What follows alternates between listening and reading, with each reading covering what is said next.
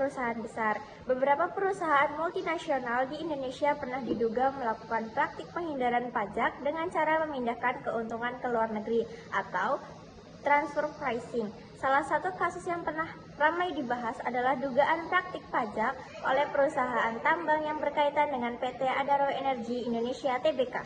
Jelaskan apakah kasus tersebut termasuk penghindaran pajak atau tax avoidance atau penggelapan pajak tax evasion. Teks tersebut termasuk tax avoidance. Mengapa? Karena tax avoidance adalah upaya mengurangi beban pajak dengan memanfaatkan celah hukum yang masih legal. Transfer pricing dilakukan dengan memindahkan keuntungan ke negara dengan tarif pajak lebih rendah. Secara hukum, bisa saja tidak melanggar secara langsung, tetapi bertentangan dengan semangat keadilan pajak. Apa dampak bagi penerimaan negara? 1. Berkurangnya penerimaan pajak negara. 2. Mengurangi dana pembangunan infrastruktur, pendidikan, dan kesehatan. 3. Menimbulkan ketidakadilan bagi wajib pajak lain. 4. Merusak kepercayaan masyarakat terhadap sistem pajak. 5. Karena pajak adalah sumber utama APBN Indonesia. Bagaimana peran Direktur Jenderal Pajak dalam mengenai kasus tersebut? 1. Melakukan pemeriksaan pajak atau tax audit. 2. Mengawasi transaksi afiliasi dan transfer pricing. 3. Menerapkan aturan arm's length principle. 4. Melakukan koreksi fiskal jika ditemukan ketidaksesuaian. 5. Bekerja sama dengan otoritas pajak internasional. Berikan solusi agar kasus serupa tidak terulang. 1. Memperketat regulasi transfer pricing.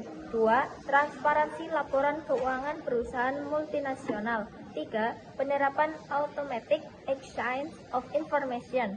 4. Sanksi tegas bagi pelanggaran. 5. Peningkatan integritas dan pengawasan. Studi 2. Wajib pajak tidak melapor penghasilan sebenarnya. Seorang perusahaan restoran memiliki omset besar, tapi dalam SPT tahunan hanya melaporkan sebagian besar penghasilannya agar membayar PPh lebih kecil. Identifikasi pelanggaran yang dilakukan. 1. Tidak melaporkan penghasilan sebenarnya. 2. Melaporkan omset lebih kecil dari SPT. 3. Membayar PPh lebih rendah dari seharusnya. 4. Ini termasuk penggelapan pajak atau tax evasion. Hal ini termasuk pelanggaran administrasi atau pidana. Apa sanksinya menurut peraturan perpajakan?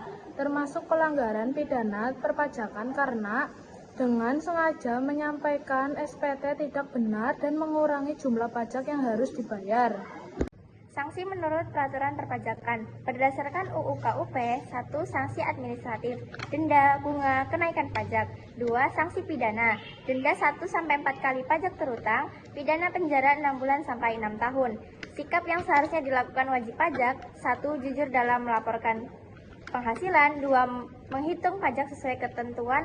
3. Melakukan pembukuan dengan benar. 4. Melaporkan dan membayar pajak tepat waktu. 5. Karena pajak adalah kontribusi wajib untuk negara. Sikap yang seharusnya dilakukan oleh wajib pajak. 1. Jujur dalam melaporkan penghasilan. 2. Menghitung pajak sesuai dengan ketentuan. 3. Melakukan pembukuan dengan benar. 4. Melaporkan dan membayar pajak tepat waktu. Kenapa? Karena pajak adalah kontribusi wajib untuk negara. Kasus 3. Tidak memiliki NPWP tetapi sudah berpenghasilan sebagai seorang digital earning tetap setiap bulan, tetapi belum mendaftarkan diri sebagai wajib pajak dan tidak membayar PPh. Apakah termasuk subjek pajak? Ya, freelancer yang tinggal di Indonesia dan memperoleh penghasilan termasuk subjek pajak orang pribadi dalam negeri. Kewajiban yang seharusnya dilakukan. 1. Mendaftarkan diri untuk mendapatkan NPWP. 2. Menghitung penghasilan kena pajak. 3. Membayar PPh sesuai tarif yang berlaku. 4. Melaporkan SPT tahunan.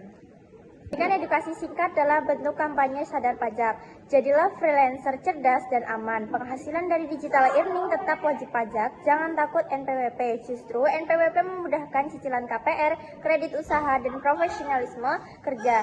Hindari denda 20% lebih tinggi dan sanksi denda dengan lapor pajakmu sekarang. Pajakmu, pembangunan bangsamu.